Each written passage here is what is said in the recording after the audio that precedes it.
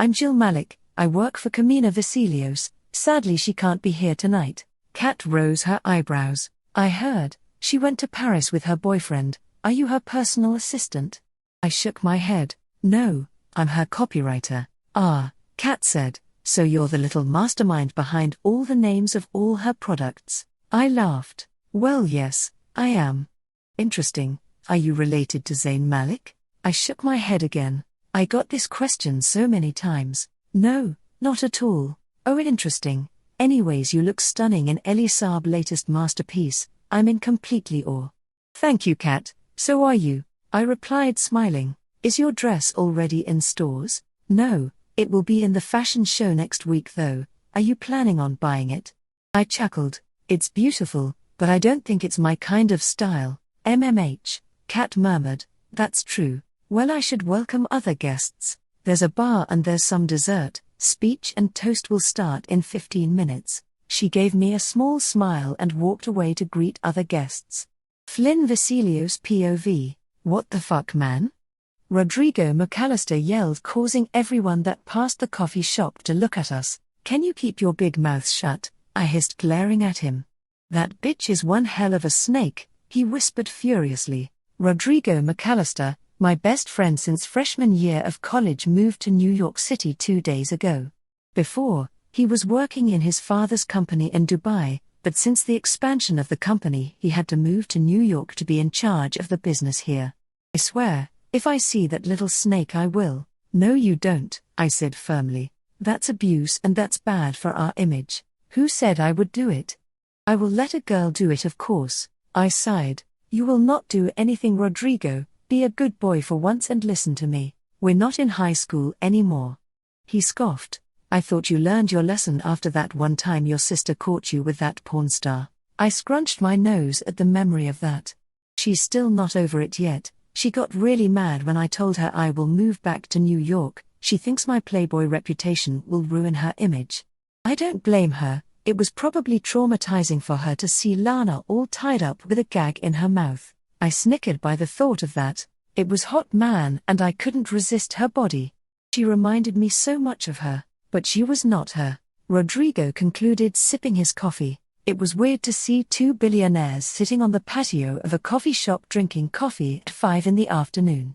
Yeah, I said, disappointed. It was not her. Why don't you just grow some balls and tell her? She doesn't fucking remember me. Who doesn't remember you, darling? Because I'm sure I do. I heard a velvety voice behind me. I turned around only to see a stunning blonde in a skin-tight dress, black feather coat, and thigh-high boots. Zoe, I said, surprised. I thought you were in Brazil. She laughed softly and pulled out a chair in between me and Rodrigo. Well, I was, but I have to go to a party tonight, and I guess you need a date. She looked at me surprised. How did you guess? I shrugged. She always does that. She comes to me, brings me to one of her parties as her date and pays me back with a one-night stand. Well yeah, I do need you as my date tonight, she said, and added in a real seductively voice, but don't worry, I have something really exciting planned for after the party. She gave me a seductive smile as she bent over, slightly showing me her cleavage.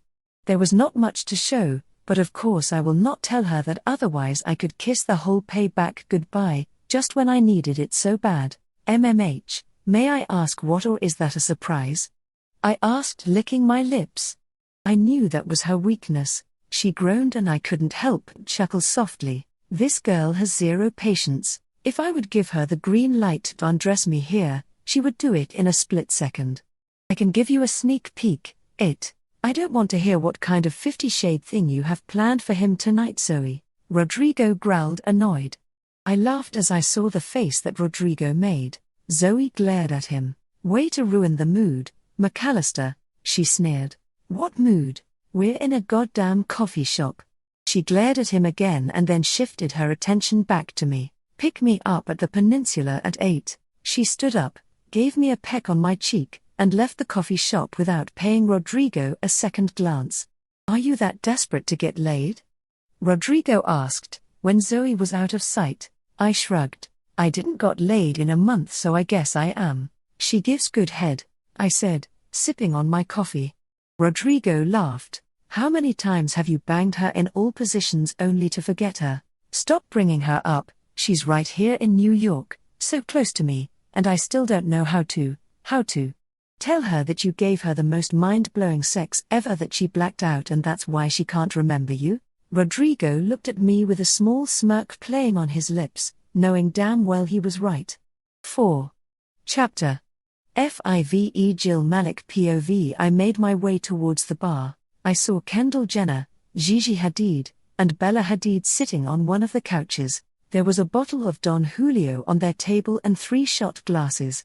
Bella looked at me for a split second and then whispered something to Gigi. All 3 of them looked stunning in their designer dresses. The red dress of Bella looked amazing on her. I just shrugged my shoulders as I walked further. I didn't belong in their group. If this party was a high school party, they would belong in the category popular cheerleader. Hey, someone said behind me. I turned around and saw a beautiful woman in a dark green gown covered in jewels. Sandra Queen, I said. It was strange that Sandra Queen, the most popular actress, was approaching me. Wasn't I the one that was supposed to approach her? You did a splendid job in your latest movie. Congratulations for the Oscar you won. She smiled warmly. Thank you, it was nothing really, I just did my job, she said. Anyways, you look stunning. May I ask who you are? I'm Jill Malik. I came here in the place of Camina Vasilios. Oh yeah, Camina. Lucky girl went to Paris. I gave her a strange look. Did everyone here knew that Camina was in Paris? Sandra must have saw my facial expression, because she hurriedly said, I saw paparazzi pictures this afternoon when she was at the airport. Ah, that makes sense. Are you somehow related to Zayn Malik? Here's the question again. I shook my head. No, not at all. Oh, I just thought with the same surname and all. Anyways, who was your stylist for tonight? I love the dress of Elie Saab on you, it's stunning. Thank you, you look gorgeous yourself, and my stylist for tonight was Chase. Sandra frowned. Chase who? Mark Sen, Jacobs, right? What did Chase said his surname was again? Oh, it's Chase Caprice. Chase Caprice, he did a magnificent job on you. Yeah, I said smiling, but he's very underrated. MMH, that's true. I thought someone like James Brown or Jay Manuel was your stylist. No, just Chase Caprice. Well, do you have his phone number? I'm going to the Cannes Film Festival next month and I would love if Chase would be my stylist. Yes, I actually do. I opened my clutch to give her one of Chase's business cards. When we were in the elevator, Chase gave me a stack of his business cards in case, and I quote, someone asked to contact me. Thank you very much, Sandra said as she put the business card in her small purse.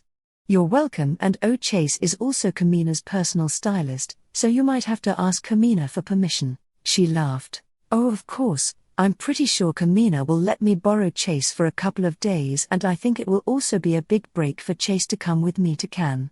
He will not be so underrated anymore after that. That's true. Sandra Queen will be the big break for Chase. Anyways, nice to see you here, Jill. I hope I will see you more often. Nice to see you too. I smiled and continued my way to the bar. I jumped on one of the chairs and waited for the barkeeper to come to me. What can I get for you, pretty lady? He asked. A lavender kiss, please, I said as I turned my attention back towards the crowd. Everyone was glancing at me now and then. There were more people coming, and I could see Kat Von D in the far corner having a conversation with Timothy Hancher, one of my favorite actors.